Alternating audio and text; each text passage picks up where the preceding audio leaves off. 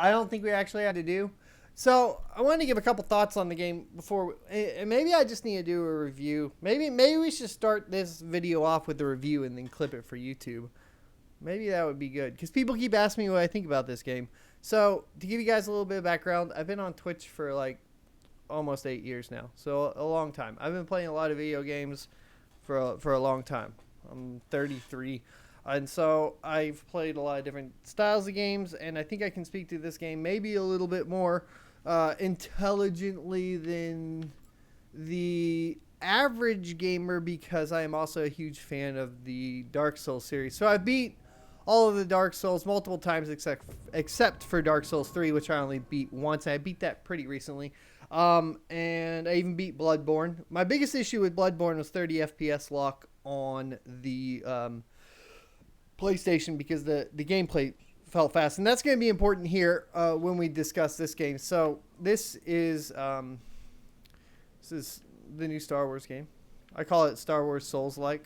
That's pretty much what it is. But first of all, this is the main character. You are not going to get to do any customization of this character. So I think that's going to be important for people looking at this game. Some people were under the impression that you had like character customization, and by that I mean like facial expressions, skin tone, hair, etc. I don't know if later I'll be able to unlock other hair styles, etc. But at this point, you just get thrown in as this particular character, which is good in some cases because that means that you're going to have essentially better motion capping. Most of the time, you're going to have better animations and that sort of thing. I am playing on the PC. It is available on console. I do not know what the frame rate on console is. If it is 30 FPS, I think this game in particular is not going to be very fun, primarily because of the dodge mechanic. So let's talk about that, right? So some of the mechanics, it is Souls-like. So you are talking about mechanics that are similar to Dark Souls. Let's talk about move mechanics first. If you tap B, and that's another thing about this game, the keyboard controls are awful. So keyboard and mouse is not going to be recommended. Get a controller to hook up to your game. But if we talk about mechanics here in general, you're going to have a couple big primary ones, right? You're going to have the block. So if I pull out my lightsaber here, the block is going to be on the LB, which is going to be a block. There are unblockable attacks from the enemies, so you're going to have to watch out for those, and then there are different ways to handle that. So any attack that's blockable is also parryable, which means a last-minute block right before the attack hits you. It also, being Star Wars, means that if you're getting shot at from a ranged attack, a parry will bounce that ranged attack back at the enemy. Pretty cool there. I was happy to see that. The other ways to avoid damage are going to be a quick dodge, like a dash, which is this B. Similar to Bloodborne, and the most effective from what I've come to find out. The other one that you have is going to be a full roll, which is double tapping B. I haven't seen a big enough attack from any enemy to where that is going to be more beneficial than just a quick dash. Quick dash is pretty much what you're going to be doing for the unblockable attacks 99% of the time so far, from what I can tell. Of course, that may change. We are not super far into the game. We're maybe an hour and a half into the game.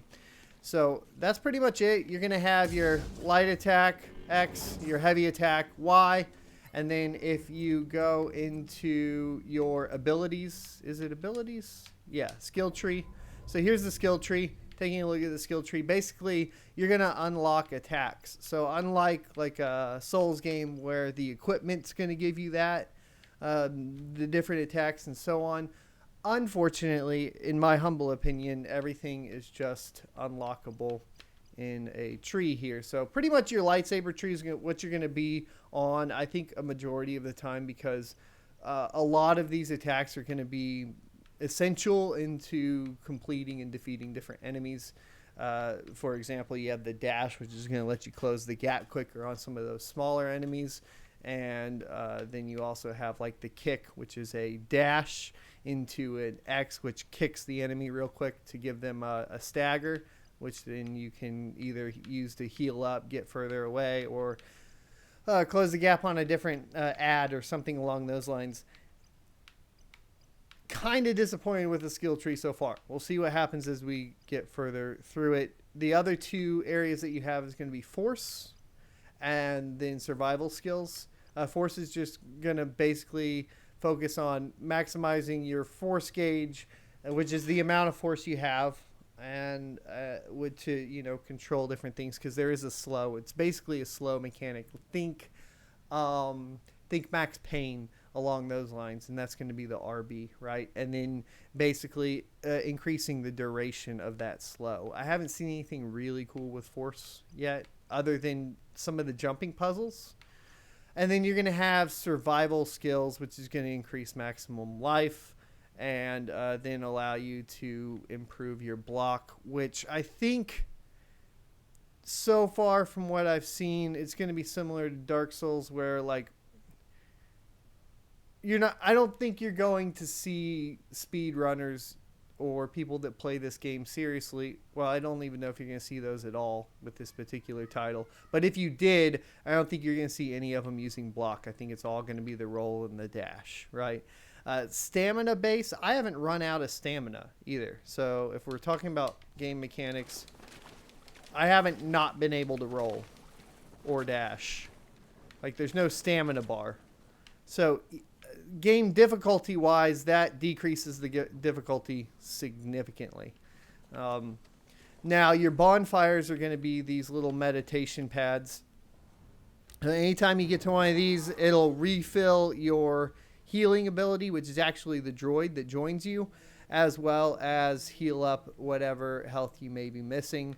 And then you can just press X to rest. When you rest, just like a Souls game, it's going to respawn all the enemies in the particular area that you're currently in. So keep that in mind.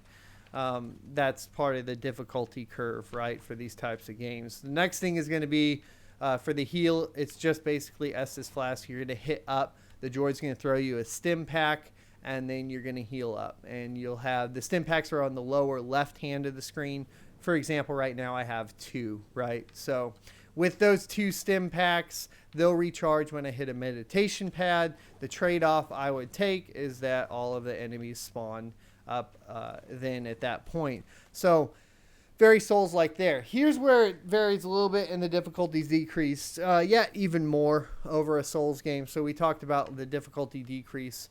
And we'll continue on that for the Souls fans, right? And then we'll go from the perspective of kind of the Star Wars fan, and then which we've kind of touched on a little bit, and then we'll kind of talk about overall. But if we're talking about like Souls fans, what you're going to be looking for, something else that's going to be familiar is when you die, all of your experience goes away. So unlike a Souls game where you get the souls, which then you buy things with, either equipment or so on and so forth, here you pretty much only get experience. So you have an experience bar. If you come to the meditation pad, I'll show you real quick.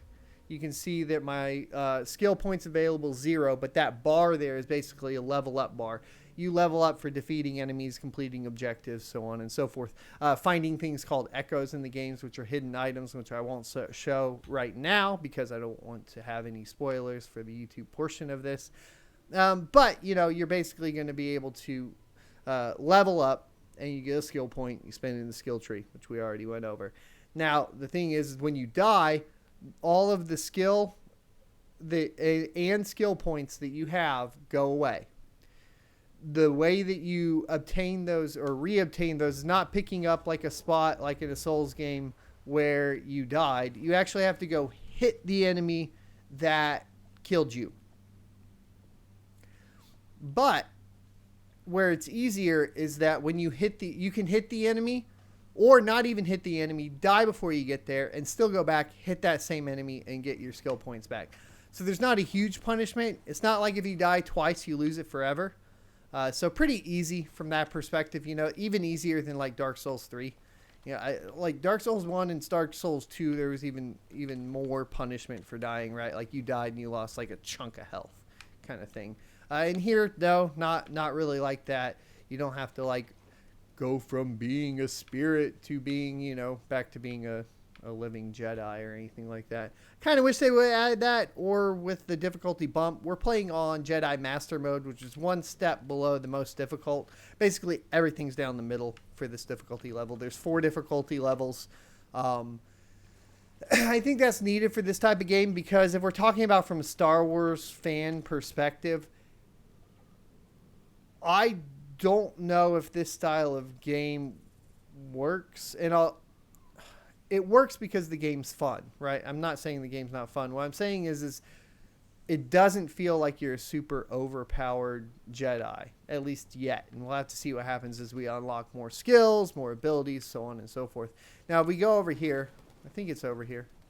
Can we do it over here? Do you remember, dude? Let's see. Let's see if we can do it here. I think I can show you the customization. Let me see if we can slow this down and try to avoid spoilers. Ah! All right, so that's an example of like jumping puzzles that you can use with the Force, right? And then we can slow these down. And then like get over here, right? And we turn these off. Okay, I thought this was one of the benches, but it's not. You'll see benches similar to this scattered throughout the world. It's going to be your character customization. You can change the color of your poncho. You can change the color of your lightsaber. And you can change, you know, the visual aspects of your lightsaber and so on. Not a ton of customization as far as that goes. And most of it seemed to be downloadable content or pre-order content. So I haven't unlocked really anything yet in the game. I have 3 different items per like customization slot, right? And it's all been pre-order bonus stuff. Hopefully there's some cool stuff we can find in the game, but as of yet, even character customization as far as that goes, visual customization is not that great, right? We're going to have the poncho and the lightsaber, and that's it. And it just doesn't look that cool. So I'm really hoping as we play the game more, we don't have to walk around in a dumb poncho the whole time. But if we do, oh well. The storyline's pretty good. You're basically going to be playing another Luke Skywalker.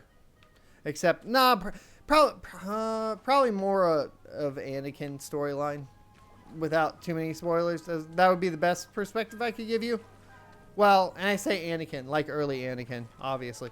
Someone that's been trained already or previously. And you're going to basically be relearning your abilities. And there's a whole story of why that happens and so on and so forth.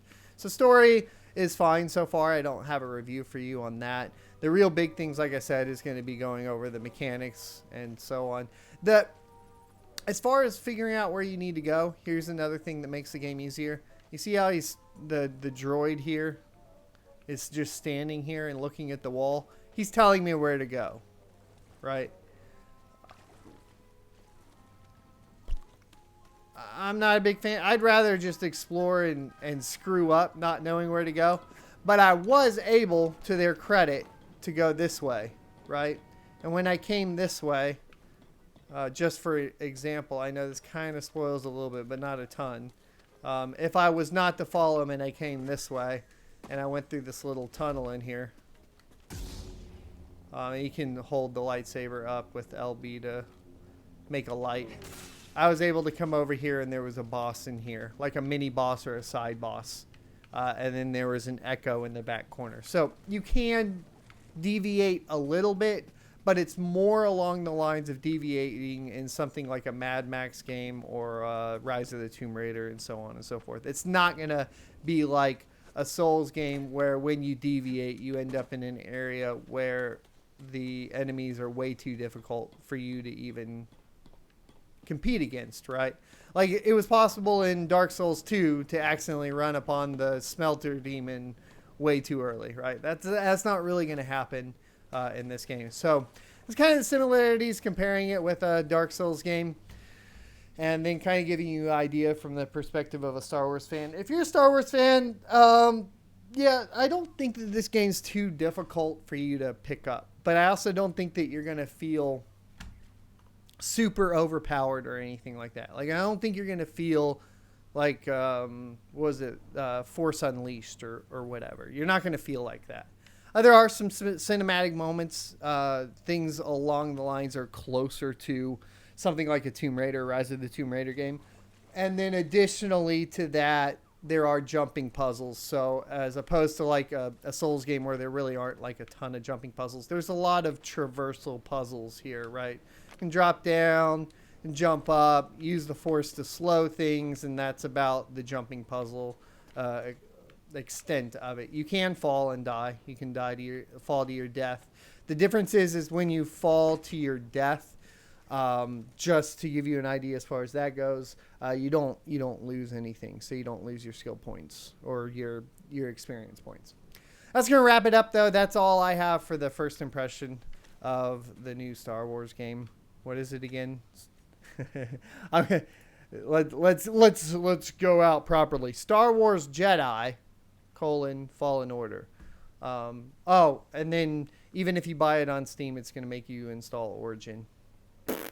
But yeah, there you go. Hope you guys enjoyed. If you did enjoy, I'll clip this for later, by the way. Just like, comment, and subscribe down below. Come check me out on Twitch. And for everybody that's here live, let's get into playing some more of this game. Let's discover it.